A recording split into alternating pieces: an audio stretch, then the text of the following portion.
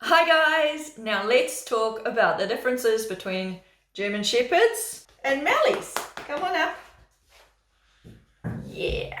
Now there's a million videos on it, but they usually don't focus on the why. And my big thing when it comes to understanding dogs better in order to train better and just to be a better trainer and to be a better dog person, I like to know the why, because the why then helps me change the way I train so that I can work better with each different dog and breed. Okay, so let's talk about German Shepherds.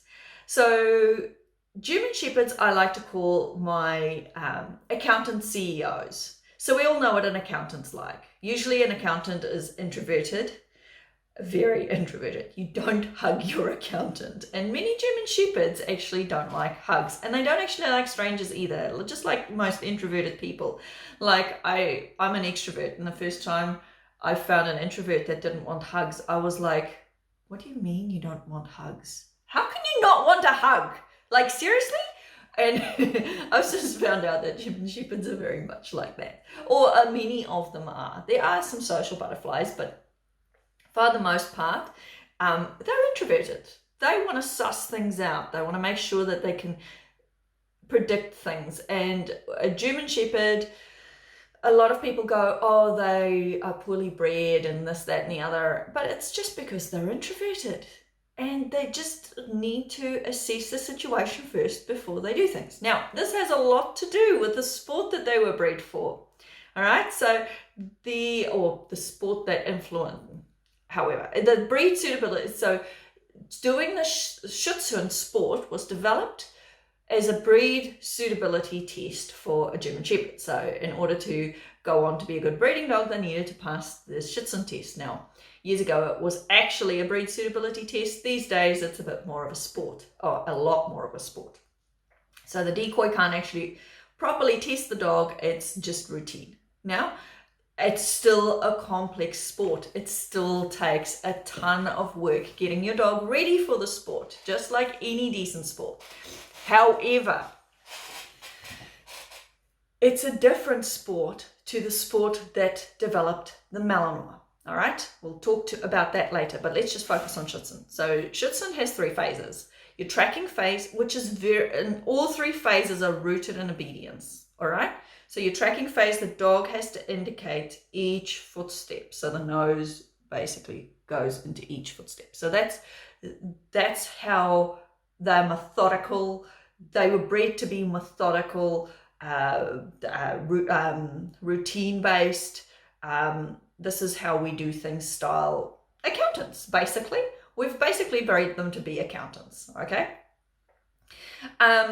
Each phase lasts about 10 minutes, which means that the dog is on the field for 10 minutes. Then there's a break in between while the other dogs compete in that area. So whether it's tracking so they finish all the tracking dogs first, and then all the obedience dogs, and then all the biting dogs. So these breaks in between each of the phases, but often it's on the same day.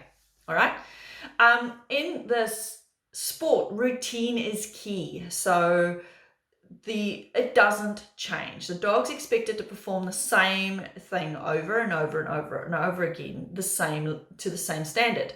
And if you've got a problem, it's you need to figure out how to solve it, because the thing is, you've probably taught it wrong. That's for this particular dog. That's why you've got a problem with it.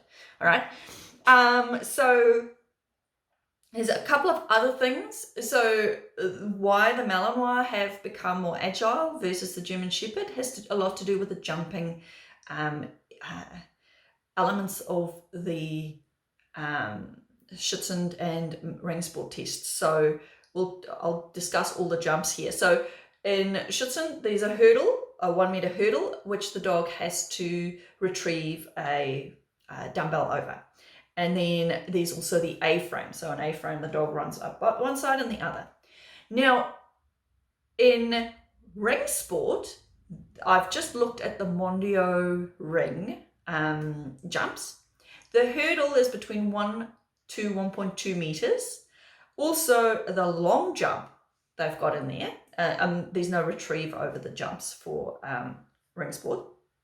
The long jump is 3 to 4 meters, and they've got a palisade. So instead of an A-frame where the dog just runs over, they've actually got a wall or a palisade that is 1.8 to 2.3 meters, and the dog has to scale over the wall. Now this has kept the Malinois more agile than the German Shepherd as a breed, because the jumps are just like many German Shepherds, if they're not bred for structure, firstly, will not be able to do those jumps, especially not as they get older. Okay, so that's just the differences between Schutzhund a little bit, or that's just a little bit about Schutzhund. Now, let's talk about the Malinois and why they are what they are. Okay, so you've got generally 3 lines of Malinois. You've got the Dutch lines, the KMPV dogs. Now, I'm not that familiar with the KMPV. I know what it looks like, but I haven't studied it as well as I've studied Mondioring, which isn't actually a style. It's just a combination of basically Belgian ring and French ring. So in Belgian ring, there's all sorts of stuff. The decoys are throwing buckets of water at the dogs, so the dog's always got a new challenge to face. It's a water, or it's what do you call it, pool noodles, or all sorts of stuff that they have to overcome. The other thing is but in French ring it's a little bit different. So while in French ring it might at first appear that it's very much like Schutzhund, where it's very the same, but there's a slight difference. In French ring, the decoy can put as much pressure on the dog as they like, because the decoy's job is to make the dog lose points, and for every meter the decoy gains on the dog loses points. So if the decoys are very fast and agile in that, because they're designed to make the dogs fail. Okay, so Malinois have developed to be problem solvers, and to be problem solvers all their life. So they have to figure out how to get through or around the obstacles to get to what they want. So this is what makes them such great problem solvers. Now, personality-wise, I like to call them a little bit more like your salesperson. So as far as the Malinois is concerned, quite often the rules apply to everyone else except for them. The rules are just there as something to overcome. So this is what makes Malinois so much more challenging than many German Shepherds. A well-bred one, and I'm talking about well-bred dogs of both breeds. Okay, so the difference really is Schutzhund is a structured sport, and the dog is expected to perform the routine all the time.